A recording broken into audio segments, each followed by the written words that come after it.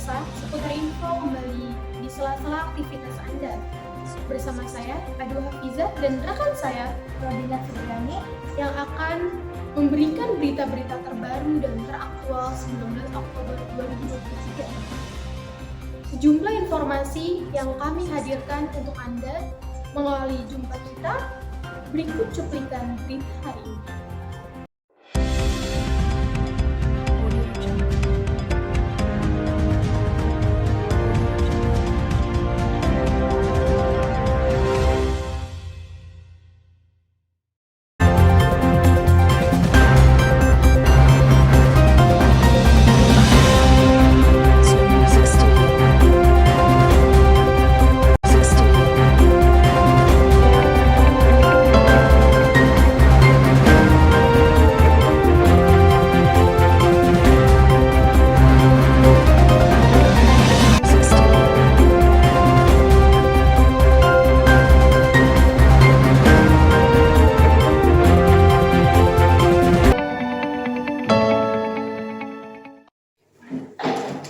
Siswa-siswi SMA Negeri 96 Jakarta, khususnya kelas 10 dan kelas 11, melakukan proyek penguatan profil pelajar Pancasila. Semua siswa ikut serta dalam kegiatan tersebut. Kerap, proyek ini dibilang menyenangkan karena menggunakan sistem blocking. Siswa-siswi SMA Negeri 96 Jakarta melakukan kegiatan P5 dengan sistem blocking dibandingkan sistem reguler sebelumnya. Lalu, bagaimana tanggapan guru dengan sistem blocking dalam P5 ini? Sudah ada rekan kami, Muhammad Fauzan Zain, yang akan melaporkan langsung dari SMA Negeri 96 Jakarta. Selamat sore Fauzan, bagaimana pendapat guru tentang P5 kali ini? Iya benar. Baik, terima kasih Adu. Sore ini saya sudah berada di ruang wakil bidang kurikulum SMA 96 dan sekarang saya sudah bersama Bapak Rusdi selaku wakil kepala sekolah bidang kurikulum di SMA 96. Selamat siang, Pak. Selamat siang.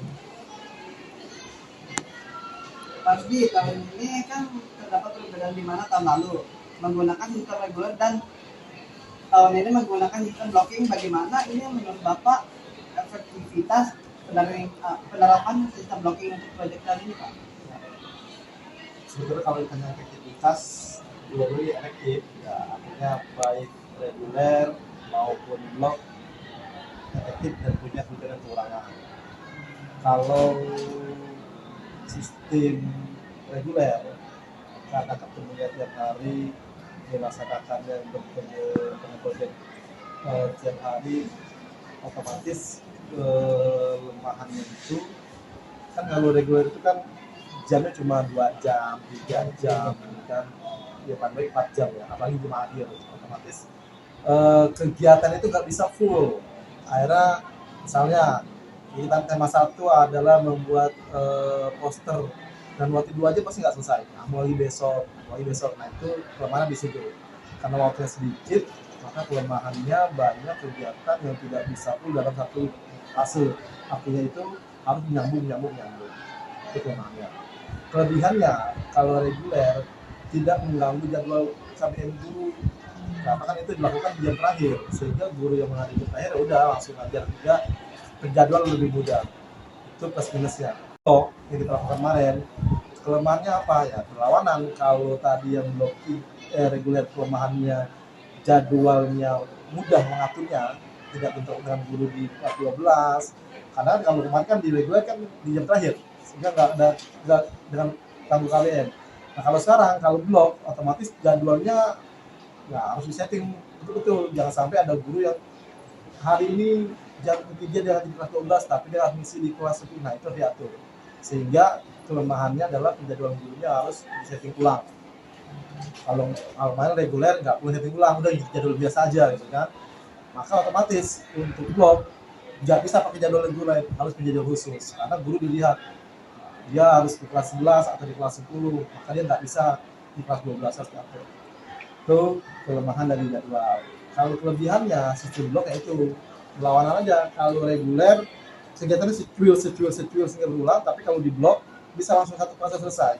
Membuat poster dari jam pertama sampai jam 5 selesai, langsung fase kedua temanya beda lagi. Jadi kegiatan lebih efektif, lebih enak. Jadi Bagaimana harapan Bapak untuk hasil proyek dengan sistem blocking ini, Pak? sebetulnya kan P5 ini kan proyek penguatan produk pelajar Pancasila ya. Jangan lupa P5 itu atau produk pelajar Pancasila adalah 30% dari kapasitas kita belajar.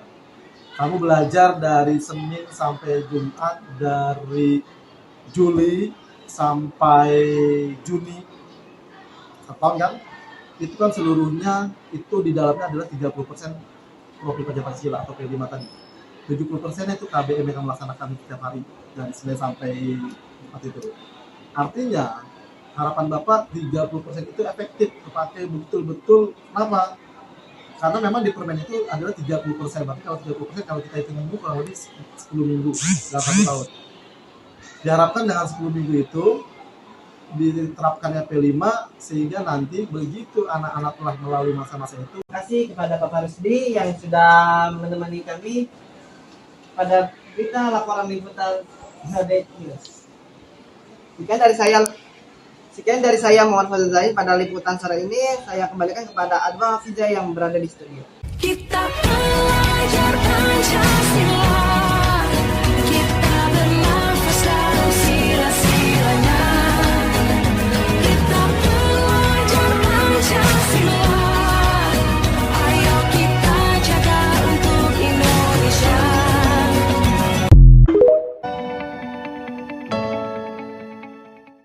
Baik, terima kasih Muhammad Fauzan Zain.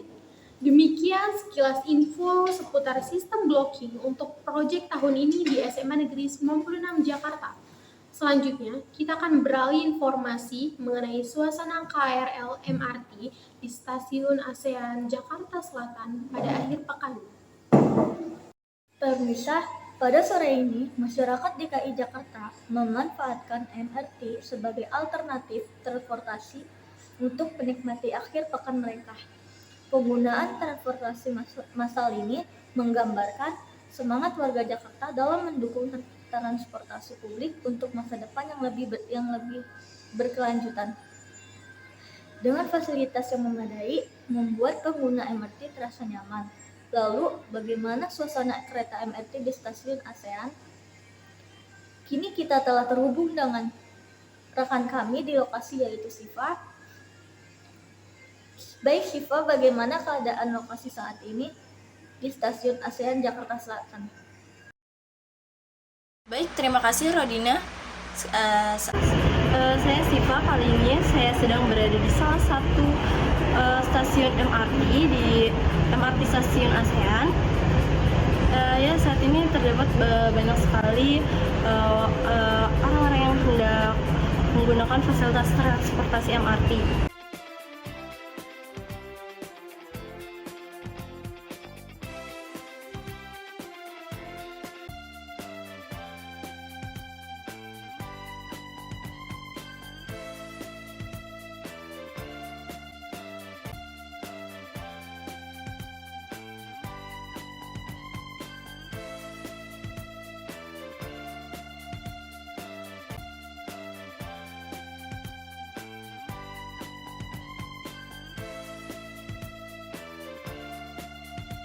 Kali ini kita akan meminta pendapat salah satu penumpang atau pengguna dari transportasi massal MRT ini. Ini Kak, dengan siapa ini Kak? Sejak kapan nih menggunakan MRT? Udah hampir 2 tahun. Udah 2 tahunan Kak. Kira-kira boleh tahu gak sih kenapa sih Kakak memilih KRL ini sebagai transportasi? Pertama harganya agak mahal, cuman dari sisi objek cepat lebih nyaman dibanding transportasi yang lain. Gitu ya Kak. Terus kalau menurut Kakak kualitas layanan KRL ini gimana sih Kak? Untuk MRT ini sangat oke banget sih sebenarnya pelayanannya dibanding KRL pada umumnya gitu ya. Makanya agak lebih eksklusif, cuman lebih oke deh.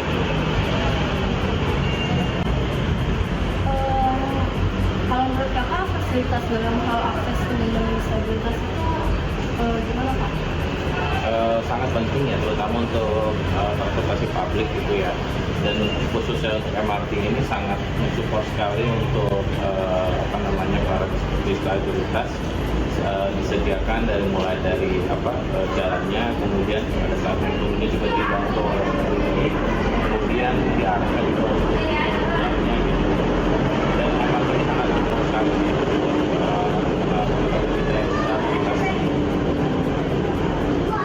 Kira-kira menurut kakak dalam hal layanan maupun fasilitas, apakah ada saran atau masukan yang dibuat MRT? Mungkin harus lebih diperluas ya jaringan atau track-nya, karena ini kan baru sekitar Jakarta, mungkin bisa lintas provinsi atau lintas kota yang lain gitu kan, mungkin Tangerang, Jakarta atau Bogor, Jakarta, sehingga teman-teman yang lain di luar dari Jakarta bisa merasakan transportasi ini. Terima kasih ya pada Kak. Thank you. Ya pemirsa, seperti yang sudah dikatakan oleh narasumber kita tadi, Kak, bahwa fasilitas maupun layanan yang ada di MRT ini sudah sangat baik. Hanya saja saran dan masukan dari narasumber kita tadi bahwa MRT ini harus diperluas trackingnya di berbagai wilayah, lintas provinsi kalau bisa. Sekian.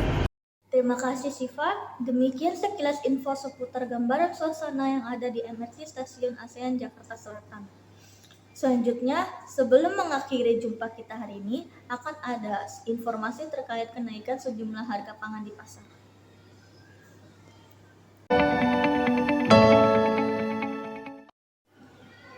Pemirsa, pada saat ini melonjaknya harga bahan pangan makanan kembali mengancam ekonomi dunia. Iklim yang kacau akibat efek pemanasan global bisa menurunkan tingkat produksi pangan di seluruh dunia. Harga beras di pasar bersih mengalami kenaikan dalam seminggu terakhir ini. Lalu, bagaimana tanggapan pedagang di pasar bersih Cengkareng? Kini, kami telah terhubung dengan Yolanda Ronaldi. Baik Yolanda, bagaimana dengan tanggapan pedagang di pasar bersih tentang kenaikan harga pangan di pasar? Ya, selamat sore Adwa. Kali ini saya sudah berada di pasar bersih Cengkareng bersama dengan salah satu para pedagang di pasar bersih Cengkareng.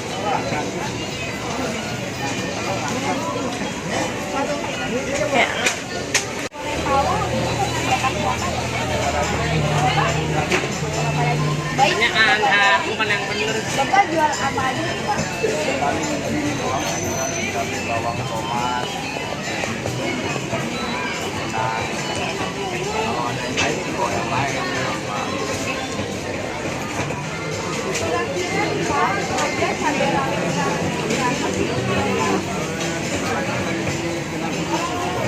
Kemarin juga berapa?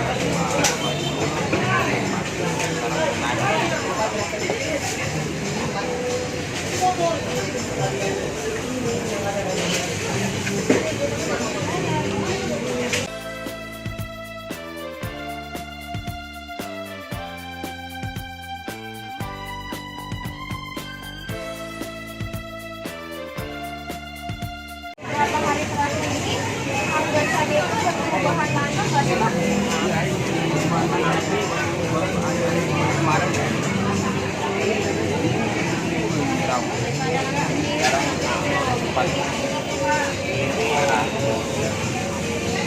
Berarti harga cabai ini mengalami penurunan atau kenaikan drastis banget ya Pak ya? Kemarin cuma berapa? 40 apa 50? Sekarang lagi. Tapi meskipun mengalami kenaikan harga, jumlah penggunaan pangan kayak yang besar itu masih banyak. Masih banyak orang itu. Daun sebanyak ada? Banyak kan? Daun so. Jelek kemarin. Setelah mengalami kenaikan harga, bagaimana pengaruhnya terhadap pendapatan omset masyarakat? Turun banget ini. Barang naik, dan turun. Ya orang yang banyak juga. Gara-gara naik harga cabai juga kurang bisa apa ya?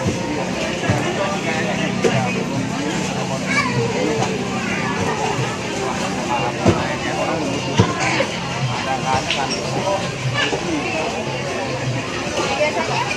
penyebab dari naik harga itu karena apa sih? Karena kurang air. Kemarin jadi tanamnya susah juga ya. Kira-kira jika setiap ada perubahan harga seperti ini, bagaimana dampaknya para pedagang Bapak seperti teman-teman Bapak yang lain dampaknya?